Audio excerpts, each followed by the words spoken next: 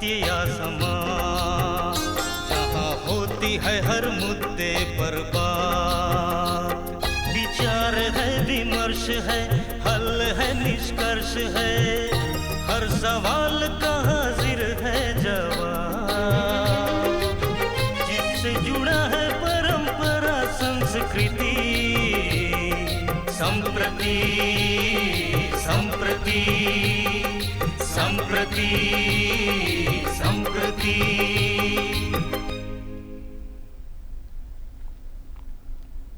नमस्कार, मैं हूं रवि प्रकाश और यह कार्यक्रम है संप्रति।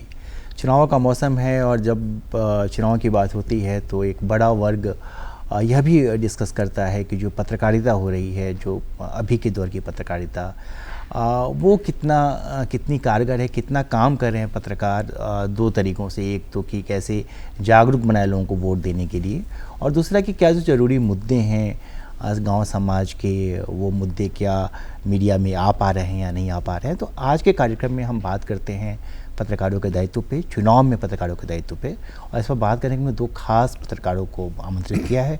हम स्वागत करते हैं चंदन मिश्र जी का, जो वरिष्ठ पत्रकार हैं, हिंदुस्तान अखबार में काम करते हैं, और सुरेंद्र लाल सोरेन जी का, जो वरिष्ठ पत्रकार हैं और रांची प्रेस क्लब के अध्यक्ष हैं। आप दोनों का स्वागत हमारे कार्यक्रम में।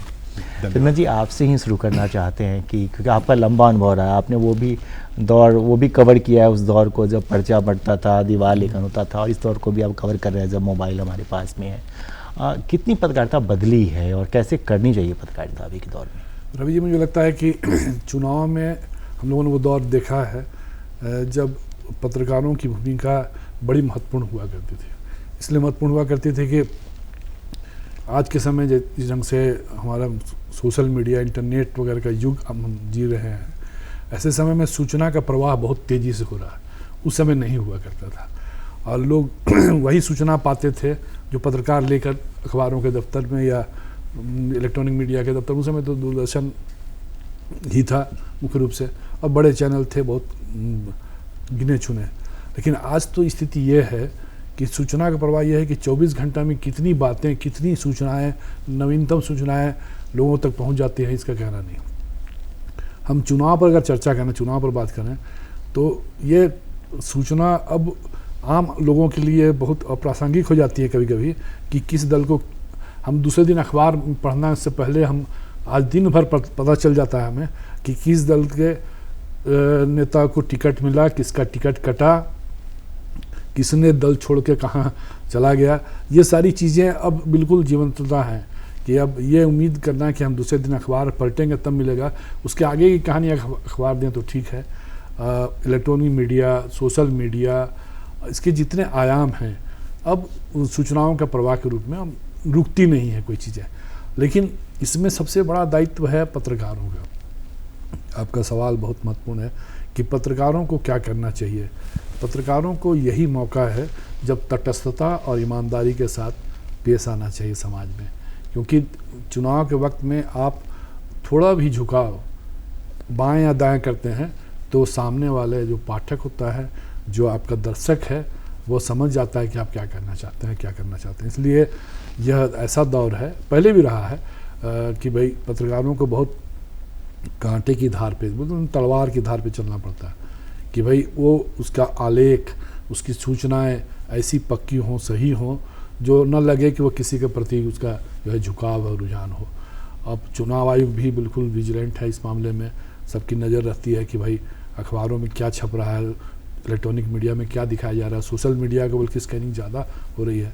तो इसलिए एक बहुत गंभीर दायित्व है, और आज के समय में जब एक एक सूचनाओं पे कई बार चीज़ें बदल जाती हैं, तो ऐसे अवसर पर मुझे लगता है कि सबसे महत्वपूर्ण ये है कि पत्रकार अपना दायित्व ईमानदारी पूर्वक निभाएं। ईमानदारी पूर्वक क्या है कि जो चीज़ सत्य है, जो चीज़ सही है, उसको सामने रखें, सही सूचना समाज को दें, और वोटर भी, खास करके हम कह रहे हैं कि आम जनता जिसको हम वोटर के हैं, देश के नागरिक हैं, उनको सब पता रहता है।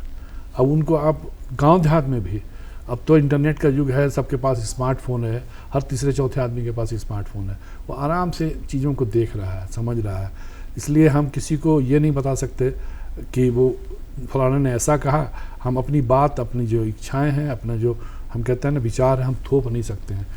थोपना तो एकदम बिल्कुल ही नहीं चाहिए, लेकिन हम चाह के भी नहीं थोप सकते हैं, क्योंकि सबको सब पता रहता है। इसलिए पत्रकारों का यह जो गंभीर दायित्व है कि चुनाव के समय आप तटस्थ रहिए। चुनाव के समय सब पक्षों को, जो नेता, अब तो सभाएं हो रही हैं तो लाइव हो रहा है, लेकिन उसके बावजूद जब आप मुद्दे उठाते हैं, चीज़ों को रखते हैं, और तो आपका विश्लेषण को भी विश्लेषण किया जाता है।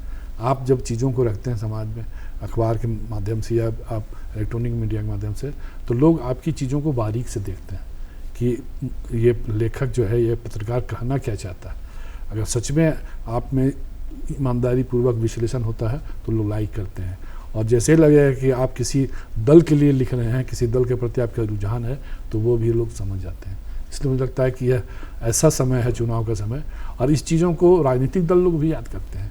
अगर आप अपनी भूमिका ईमानदारी पूर्वक नहीं निभाते हैं तो ये बाद में आपको आपके क्रेडिबिलिटी का सवाल खड़ा करता है। जी सुरेंद्र जी, आप तो टीवी के जाने माने पत्रकार हैं, लंबा एक्सपीरियंस आपका स्क्रीन पे आने का रहा है, और स्क्रीन में है कि लाइव चलता है, जो चंदन जी भी कह रहे हैं। तो आज के दौर में कैसे आदमी तटस्थ रहे और कैसे अपनी क्रेडिबिलिटी बचाकर टेलीविज़न के लिए या दूसरे मीडिया माध्यमों के लिए काम करें? देखिए, लोकतंत्र का पर्व है और हर मीडिया कर्मी की ये भूमिका होनी चाहिए कि वो लोकतंत्र को मजबूत करने में अपनी योगदान या अपने दायित्वों का निर्वहन करे। लेकिन किस तरह से करे, इस बात को लेकर के चिंता जाहिर की जाने लगी है, और स्पेशली टेलीविज़न और जो डिजिटल मीडिया प्लेटफॉर्म है, सोशल मीडिया है, इसे लेकर के सबसे ज़्यादा चिंता जाहिर की जाने लगी है कि किस तरह से सूचनाओं को हम प्रेषित कर रहे हैं और किस तरह की सूचनाओं को हम लोगों तक पहुंचा रहे हैं।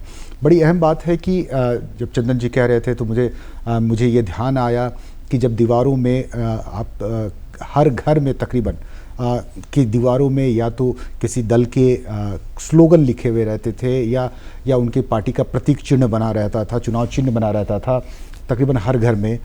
तो चीज़ें अब वहाँ से भी थोड़ी और करीब हो गई है। पहले घर की दीवारों पर लगी होती थी, अब घर के अंदर पहुँच गई है, आपके हथेली में डिजिटल माध्यमों से, मोबाइल और टेलीविज़न और इंटरनेट के माध्यम से।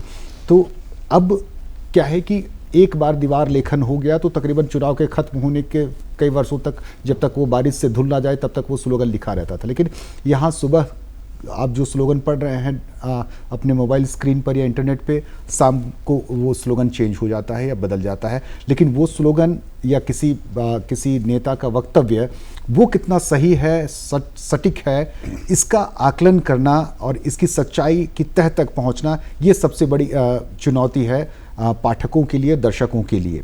तो उसकी विश्वसनीयता अगर दूरदर्शन जैसे माध्यम को छोड़ दिया जाए या आकाशवाणी जैसे माध्यम को छोड़ दिया जाए, तो बाकी जो प्राइवेट चैनल्स हैं या जो सोशल मीडिया प्लेटफॉर्म है, वहाँ सच्ची खबरों को, सच्ची बातों को निकाल पाना बेहद मुश्किल है कि आप उस पर यकीन करें। ये अलग बात है कि आपको सुबह जो खबरें मिलेगी, शाम को उस खबरों की सच्चाई या आप दूसरे माध्यम से उसको परख लेंगे, समझ लेंगे। लेकिन एक बार जो चीज़ें प्लेटफॉर्म पर आ गई तो उसकी सच्चाई या उसकी हकीकत दूसरे प्लेटफॉर्म में आते आते काफ़ी देर हो जाती है, और तब तक चीज़ें इतनी स्प्रेड हो जाती है, इतने लोगों तक फैल जाती है अफवाहों के रूप में कि ये रोक पाना या ये समझ पाना, तब तक समझा पाना बड़ा मुश्किल हो जाता है। Internet and mobile association of India ने अपने लिए सोशल मीडिया प्लेटफॉर्म के लिए कुछ आचार संहिता बनाई है। उसका अगर सही से पालन होता है, और जैसे कि चुनाव आयोग ने जो सोशल मीडिया प्रोवाइडर हैं उन लोगों को जिस तरह से निर्देशित किया है कि चुनाव से जुड़े हुए कंटेंट वो अपने मीडिया प्लेटफॉर्म में, सोशल मीडिया प्लेटफॉर्म पे ना प्रसारित करने दे या उसे वैसी कंटेंट को वो हटा ले, तो मुझे लगता है कि थोड़ी हद तक इस पर नियंत्रण हो पाएगा।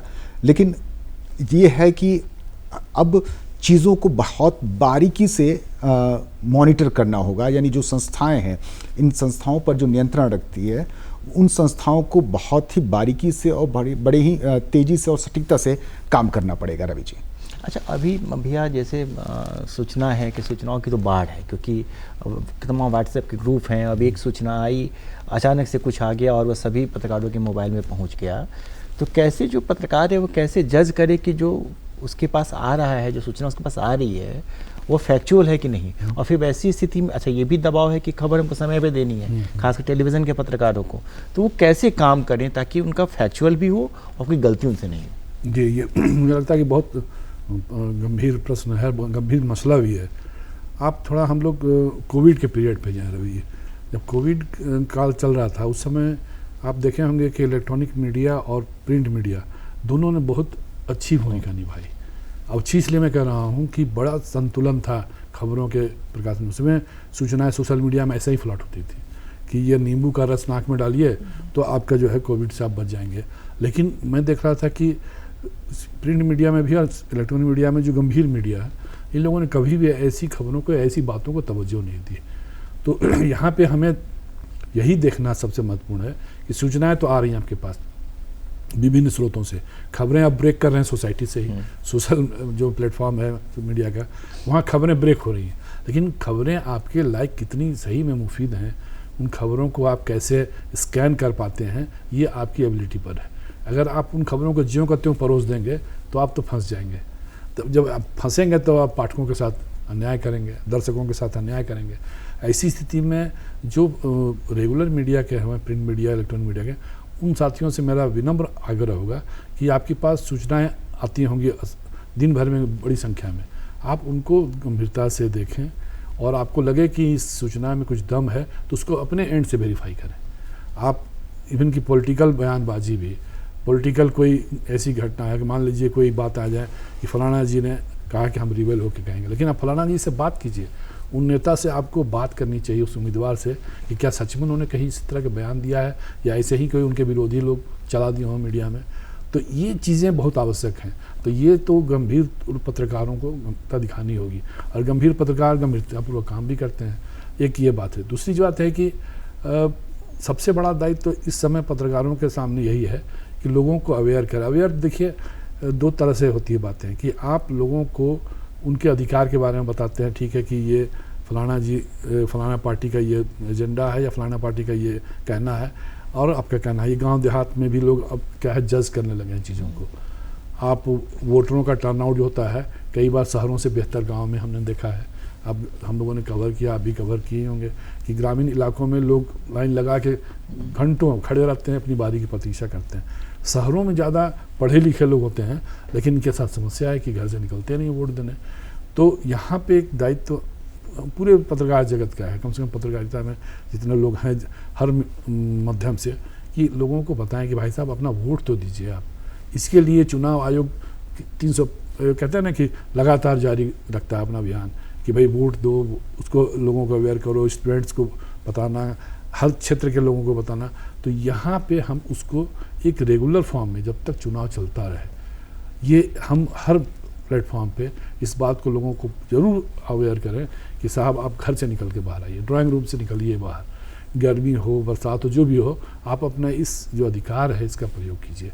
एक तो आप अपना वोट डालिए, दूसरी बात कि आप जो लोग हैं कैसे लोगों को समझाइए कि भाई आपका मतदान केंद्र कहाँ है ना। अंतिम समय में अफरा तफरी रहती है लोगों की, पता चला कि फलाना जगह था तो बदल दिया गया। ये सारी चीज़ें अब पहले से हो जा रही हैं।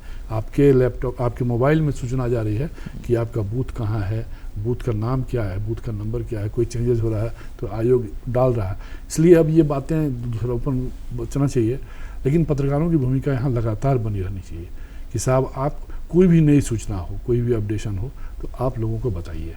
आप प्रिंट मीडिया में है तो प्रिंट मीडिया में दूसरे दिन बताइए लोगों को। वोट के अधिकार वगैरह सब जानते हैं कि भाई हमारा क्या अधिकार है, लेकिन वोट डालते नहीं हैं। ये डालने के लिए प्रेरित करना, एक ऐसा माहौल बनाना। दूसरी चीज़ है कि हर तरह से जो फेक न्यूज़ का बाढ़, ऐसे समय फेक न्यूज़ ज़्यादा आती है। और सोशल मीडिया अब सिंगल जैसे होता है क्या कि एक पत्रकार है, एक मोबाइल उनके पास है, एंड्रॉयड फ़ोन हो गया है ना, एक माइक ले लिया, वो बन गया भाई पत्रकार। हम नहीं कह रहे हैं कि वो बुरा काम कर गया, लेकिन है क्या कि उनके ऊपर में कोई अंकुश नहीं है ना। उनकी इतनी लिबर्टी है कि जिसको चाहे पकड़ लें, बात कर लें, चला दें न्यूज़, और उनको हम प्रमाणिक मानने लगते हैं। तो ऐसे जगह पे जो बड़े दायित्व वाले जो पत्रकार हैं, बड़े दायित्व का मतलब ये है कि आप प्रिंट मीडिया से जुड़े हैं, इलेक्ट्रॉनिक मीडिया से, आपको आपके व्यूअर हज़ारों लाखों में संख्या में है, आपके पाठक लाखों में है, तो वो आप एक भी खबर, एक भी सूचना आप ऐसा प्रसारित करेंगे तो आपके लाखों पाठकों तक गलत सूचना जाएगी। आप इससे बचें। इससे बचना आपके लिए बहुत महत्वपूर्ण इसलिए है कि आप न्याय करेंगे अपने प्रिंट मीडिया को या इलेक्ट्रॉनिक मीडिया के माध्यम को, आप पाठकों के साथ न्याय करेंगे और आप इस लोकतंत्र के साथ भी न्याय करेंगे। अदरवाइज आप अगर उसी प्रवाह में बह गए तब तो आप नुकसान करेंगे, देश का, समाज का बड़ा नुकसान करेंगे। इसलिए इससे बचना चाहिए होगा। जी। अच्छा, एक चीज़ सुरेंद्र जी, जैसे हम लोग कहते हैं कि ठीक है सूचना देना हमारा काम है, सूचनाएं हम देते भी हैं, अब तो लाइव का ज़माना है। एक होता है कि जो ज़रूरी मुद्दे हैं उन मुद्दों की तरफ लोगों को कंपेयर करके बताना कि ये मुद्दा है, इस पर बात पॉलिटिकल पार्टीज़ को भी करनी चाहिए, जैसे चाहे वो राइट टू हेल्थ का मामला हो या जो भी मामले हैं यहाँ पे, डोमिसाइल का मामला है या सरकारी नौकरियों में आरक्षण का मामला या जो भी मुद्दे हैं। तो क्या झारखंड में जो जर्नलिज्म हो रही है, क्या उन मुद्दों को फोकस किया जा रहा है, और अगर नहीं किया जा रहा है या कम किया जा रहा है तो कैसे फोकस किया जा सकता है, क्या करना चाहिए हम लोगों को? देखिए, इस बात से इनकार नहीं कर सकते आप भी या चंदन जी भी इनकार नहीं कर सकते कि अब मुद्दों पर आधारित ना चुनाव लड़े जा रहे हैं और ना ही पत्रकारिता हो रही है। फटाफट कुकिंग वाला जो मैटर्स आ गया है, फास्ट फूड की तरह न्यूज़ भी अब फास्ट फूड की तरह तैयार की जा रही है और परोसी जा रही है। ये अलग बात है कि इसका पाठकों और दर्शकों पर इसका किस तरह का दुष्प्रभाव पड़ रहा है यह भी हम देख रहे हैं। अब जिस तरह से हम चुनाव को देखते हैं, चुनाव में अब केंद्रित जो प्रत्याशी हैं उस पर आधारित चुनाव मतलब बेस करने लगा है, तैयार होने लगा है कि एक प्रत्याशी के इर्द गिर्द ही सारी चीज़ों को समेट कर खींच कर ले आया जाता है और फिर वहीं से हम दूसरी चीज़ों को या दूसरी धारों की तरफ या दूसरी दलों की तरफ देखते हैं। तो इस तरह की परिस्थितियां चुनाव में बन जाती है। इससे बचने की कोशिश होनी चाहिए। देखिए, पत्रकार हैं, वो भी समाज से आते हैं, तो समाज में आने के साथ साथ उनकी जो अपनी सामाजिक भूमिका है या वो किसी पार्टी से नीतियों से, उनके विचारों से सहमत हो सकते हैं या असहमत हो सकते हैं, लेकिन अपनी असहमति या सहमति आपको अपनी खबरों में नहीं जतानी है। वहाँ आपको सत्य के साथ, ट्रुथ के साथ रहना है। और ट्रुथ क्या है? जो जिस तरह की परिस्थितियाँ हैं या जिस तरह के हालात हैं, उन परिस्थितियों का यथावत जो है प्रसारण या प्रकाशन करना है। यही पत्रकारों की सबसे बड़ी भूमिका होती है। जब आप उसको अपने डिबेट्स के साथ या फिर अपने न्यूज़ के साथ, व्यूज़ को जब घालमेल करने की कोशिश करेंगे, तभी फिर पत्रकारिता दूषित होती है, प्रदूषित होती है। तो इन चीज़ों से बचने के लिए ज़्यादातर चीज़ें आपको पहले से ही नीतिगत रूप से समझ लेनी चाहिए कि हमारी पत्रकारिता चुनाव के दरमियान में किस तरह की होनी चाहिए और हमारी भारत सरकार की या चुनाव आयोग की इस चुनाव को लेकर के, चुनाव में पत्रकारिता को लेकर के, रिपोर्टिंग को लेकर के किस तरह के गाइडलाइन जारी किए गए हैं। वो गाइडलाइन अगर आपके पास स्पष्ट होंगे कि तो आपको पता होगा कि आपको क्या करना है और क्या नहीं करना है। क्या नहीं करना है इसके बनिस्बत अगर आपको क्या करना है, ये अगर आप क्लियर हो जाते हैं, ये आपका माइंडसेट क्लियर हो जाता है कि हमको क्या करना चाहिए, as a journalist, as a reporter मुझे क्या मेरी भूमिका होनी चाहिए, उन भूमिकाओं का अगर आप निर्वहन कर लेते हैं, ये आपके माइंड में क्लियर हो जाता है। मैं चुनाव की रिपोर्टिंग के दरमियान देखता हूँ कि अक्सर हर एक 25-50 किलोमीटर की दूरी पर रिपोर्टर्स को मतदान केंद्र में या मतगणना स्थल पर वहाँ के प्रशासनिक अधिकारियों के साथ उनकी भक्षक हो जाती है या सुरक्षा अधिकारियों के साथ उनकी नोकझोंक हो जाती है। इस तरह की परिस्थितियाँ क्यों जन्म लेती है? एक बात क्लियर है कि रिपोर्टर को ये माइंड क्लियर रखना चाहिए कि वो रिपोर्टर हैं और रिपोर्टिंग करनी उसकी पहली दायित्व है। तो उनकी रिपोर्टिंग का दायरा किस हद तक हो, वहाँ बूथ में या उस इलाके में जो चुनाव कर्मी हैं या चुनाव अधिकारी हैं, उनके निर्देशानुसार ही आपको कार्य करने होंगे। उन पर हावी होने की बिल्कुल कोशिश मत करिएगा। इससे परिस्थितियाँ बिगड़ती है और इससे आप कानूनी पचड़ों में पड़ते हैं। तो इसलिए ये पहले तय कर लीजिए कि आपको उनके साथ बात करके, सामंजस्य बिठा करके, उनसे परमिशन लेकर के।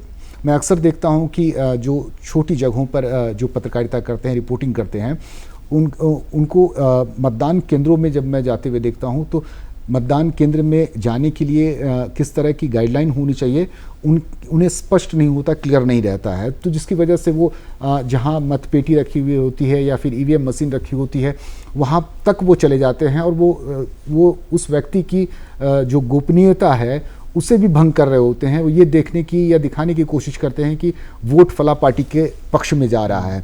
और तो अगर आपको मतदान कर्मी ने अगर इजाज़त दे दी है तो ये तो आपको भी नहीं पता कि आपके क्या रूल्स हैं। और मतदान कर्मी भी बड़े से लेकर छोटे ओहदे तक के सरकारी कर्मी उसमें लगाए जाते हैं, पारा शिक्षक जैसे पद के लोग भी होते हैं, तो वो उनको भी नहीं पता कि मुझे रिपोर्टर्स को कितनी अंदर तक या कहाँ तक अलाउ करना चाहिए। तो इस तरह की परिस्थितियों की दोनों की अज्ञानता की वजह से इस तरह की परिस्थितियाँ आती हैं। लेकिन अगर किसी ने आपको रोक दिया तो आपको ये पता होना चाहिए कि आप रूल्स के अगेंस्ट कर रहे हैं, तो इसलिए उनके साथ बहस करने के बजाय आप बैक हो जाइए। अगर उन्होंने आपको परमिट कर दिया तो आप नियम भी तोड़ सकते हैं, लेकिन अगर आपको वो रोक रहे हैं तो आपको मान जानी चाहिए। और दूसरी बात यह है कि जैसे जैसे चुनाव की सरगर्मियां बढ़ती चली जाती है और मतदान की तारीख करीब आने लगती है तो चुनावी समर में और चुनावी रैलियों में एक हवा तैयार हो जाती है, हर तरफ चुनावी रैलियों की बाढ़ होती है।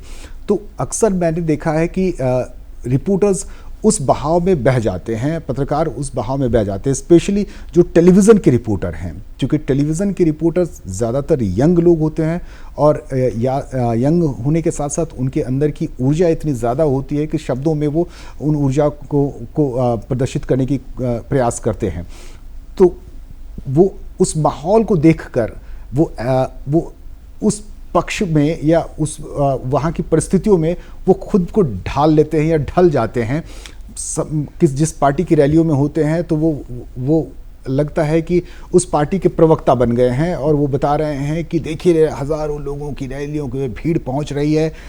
लगता है कि हवा चुनाव की बयार जो है इसकी पक्ष में नज़र आ रही है। इस तरह की जब अभिव्यक्ति होने लगती है तब लगता है कि आप पत्रकारिता के अपने जो दायित्व हैं या कर्तव्य हैं उसके मार्ग से आप भटक रहे हैं।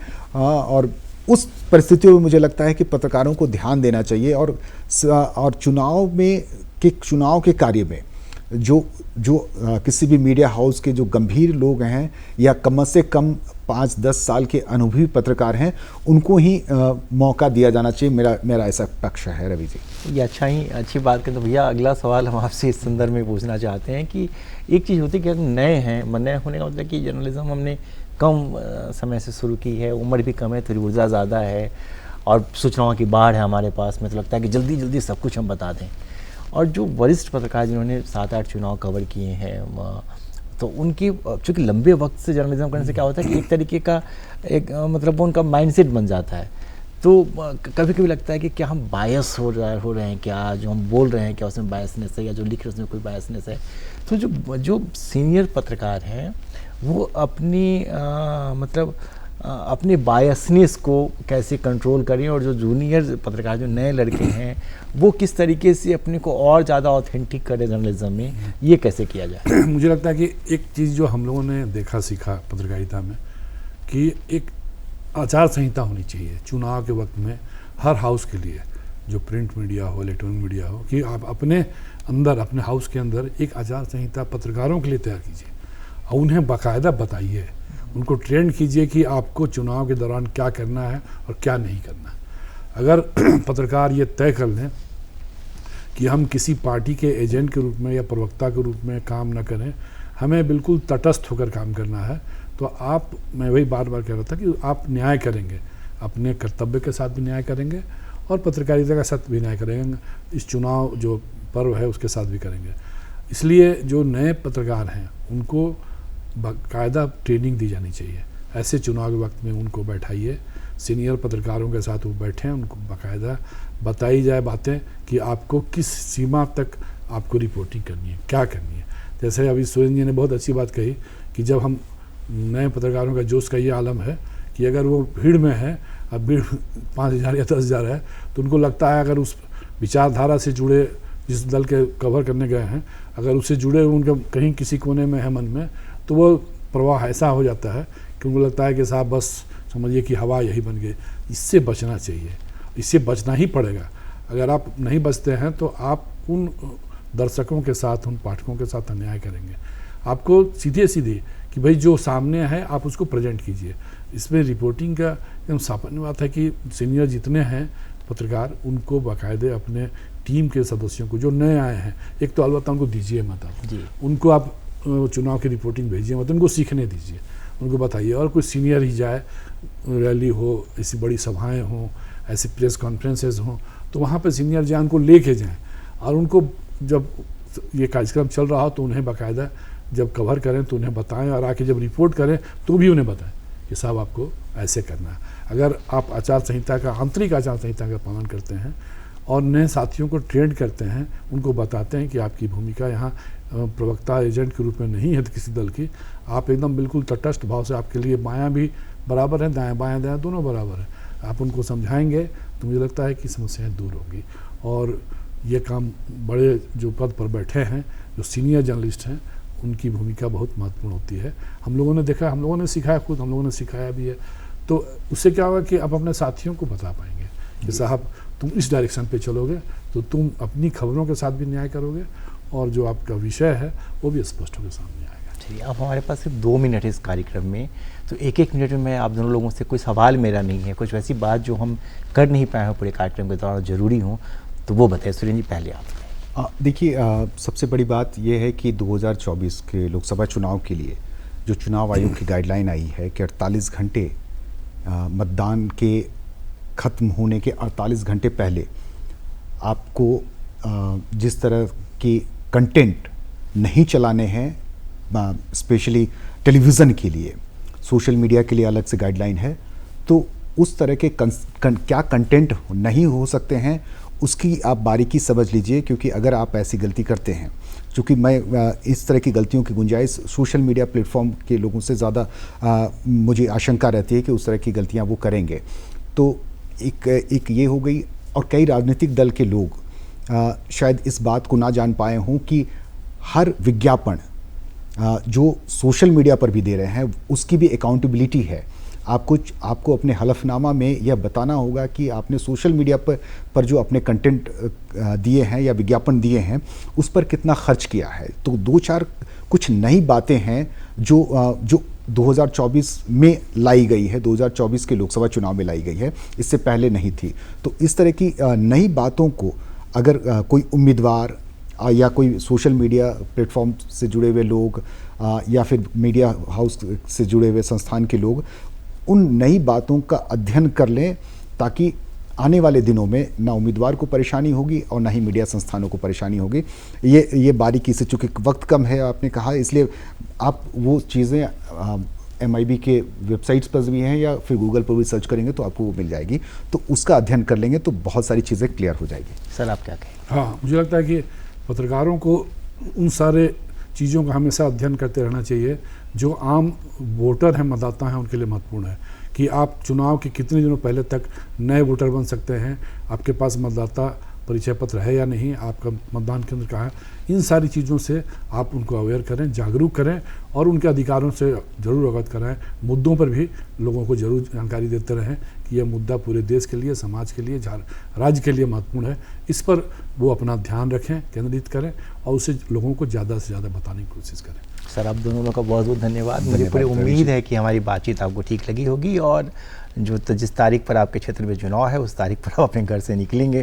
तो ये चिंता रहती है कि घरों में रहते हैं लोग, निकलते नहीं हैं, खासकर शहरी जो मतदाता हैं। तो निकलिए, वोट दीजिए, ये अधिकार आपको मिला हुआ है, तो इस अधिकार का उपयोग करिए, क्योंकि आपको लोकतंत्र को मजबूत बनाना है और आप सबसे बड़े लोकतंत्र वाले देश में रहते हैं। और मुझे इस कार्यक्रम को रोकने की इजाज़त दीजिए। अगले सप्ताह इसी दिन इसी वक्त आपसे फिर मुलाकात होगी। नमस्कार। नमस्कार।